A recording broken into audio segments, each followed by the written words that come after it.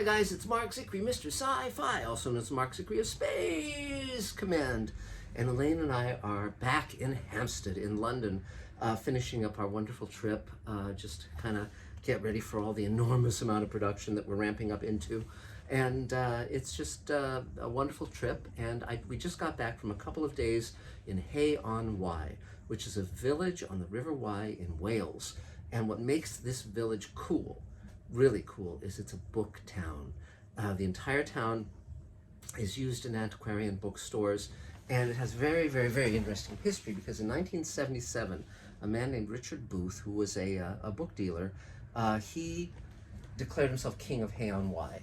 And, and he started inviting other book dealers to come and open shops there, and word spread far and wide, and people actually come there to buy books, to find rare books, and it's a wonderful, wonderful place. I've been there a number of times, but this time, always I was passing through and only had a few minutes to go through all these wonderful shops, and this time I decided to go there, stay 2 days, and then after that, come back. So it's a little hard to get to. It took the tube to the train, to another train, to a cab to get there, but well worth it. So I ran a little short on clothes, so I saw this wonderful shirt there, and I thought, well, this is great, a shirt made in Wales, and it's very soft, and it was sold in Wales, but it's actually from Nepal. So, you know, okay, traveled a long way. And I've shipped a ton of books back home, so we won't be going through those today. But and we also got this wonderful bronze statue of Laurel and Hardy. I've always loved Laurel and Hardy, and that was, you know, spectacular, and we'll put it in a place of honor at home. I can show you some of the books I grabbed and bought today. Now, also in terms of Hay-on-Wye, this is a caricature of Richard Booth, who sadly passed away in 2019, but it had decades as the king of Hay, and he gave people titles and peerages and so forth, and he was quite something. But let me show you some of the cool books. There are many, the bookstores are vast, and they have all sorts of stuff at really good prices. And well, let me just show you a sampling of some of it. This is the guidebook to Hay-on-Wye, which includes all the stuff about Richard Booth and all the other bookstores that are there. And they've managed to survive the pandemic, and that's great. Now, this is a cool book. When years and years, decades ago in the 70s, there was a wonderful film called The Wicker Man that starred Christopher Lee and Edward Hardy, and it was written by Anthony Schaefer, directed by Robin Hardy, and this is the novel of the movie. Now, what happened was there was a change of head at the studio, and this movie essentially was cut down and orphaned and vanished without a trace. And so the director was so frustrated by this that he actually wrote a novel of the movie, which expands greatly upon it. And Britt Ekland is in the movie, many, many wonderful actors and actresses. And it's a great film. It deals with paganism, but in a positive way. It deals with sacrifice and collisions of two different religions, very different religions. And if you've seen Midsummer, I think that was very strongly influenced by The Wicker Man. And this introduction, there's an introduction here that talks about how the movie went awry and how it was rediscovered. And there's now a director's cut of it that I just bought in London, and I'm going to be watching. And but if you haven't seen this, I recommend it. And the novel I will be reading and seeing how supposedly the novel really builds upon the movie and improves upon it. So this should be a lot of fun to read. And then also here is The Outward Urge, which is by the wonderful John Wyndham. And this is a new edition. And the fun thing about this, it's several generations of a family as they go out into space, you know, and colonize the solar system. Does that sound familiar?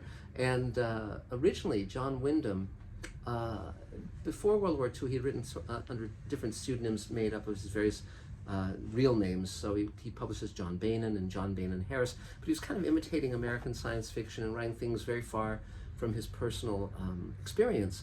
And then after the war, he decided to change how he wrote and who he was. So he rechristened himself John Wyndham, again, two of his real names, and wrote The Midwich Cuckoos, which was made into Village of the Damned, and The Day of the Triffids, which is wonderful, and The Kraken Wakes, and Chalky, many wonderful novels set in England or Canada, but dealing with very realistically with people in these situations, very realistic people, very realistic settings, and one element of the fantastic. And then after that, he wanted to write about space travel, but he was a little nervous about having this come out under his own name, so he created another pseudonym based on his many names, which was Lucas Parkes. And so when this was originally published in the 60s, it was by John Wyndham and Lucas Parkes, but of course, neither one of them existed.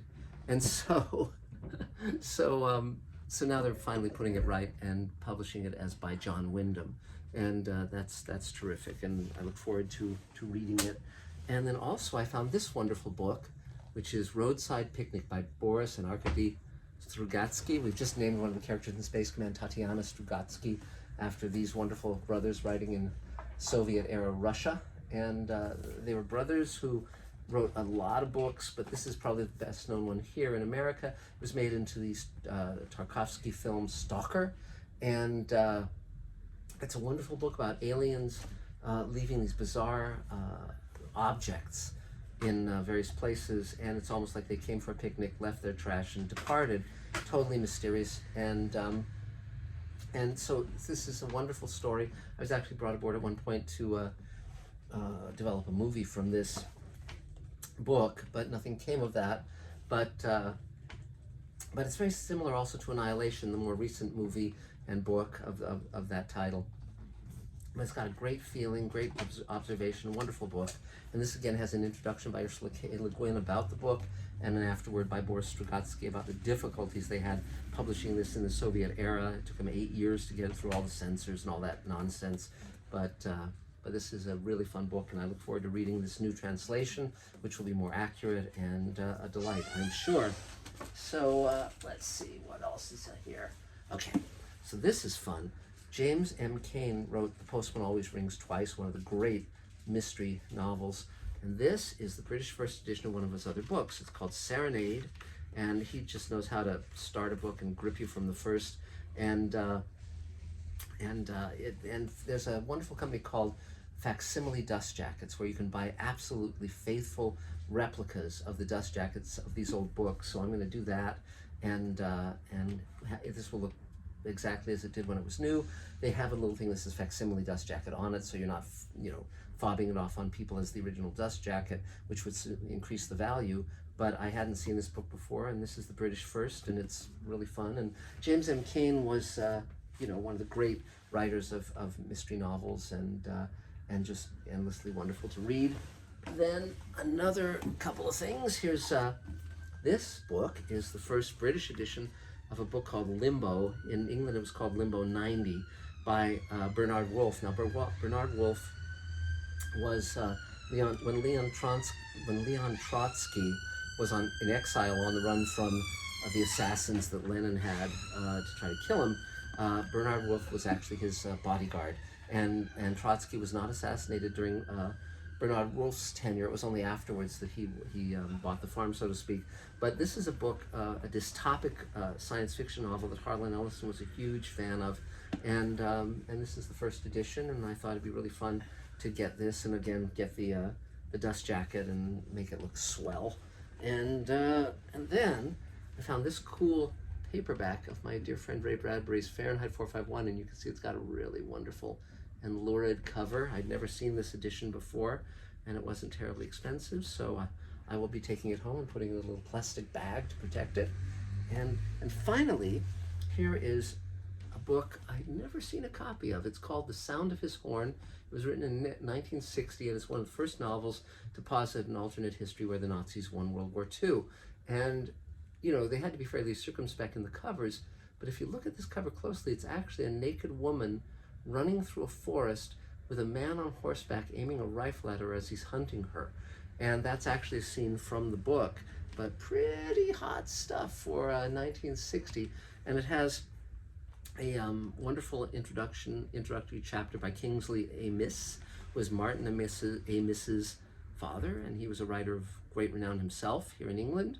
And this book is by a guy named Sarbin. I don't know much about him, but this is a book I will also be reading and enjoying.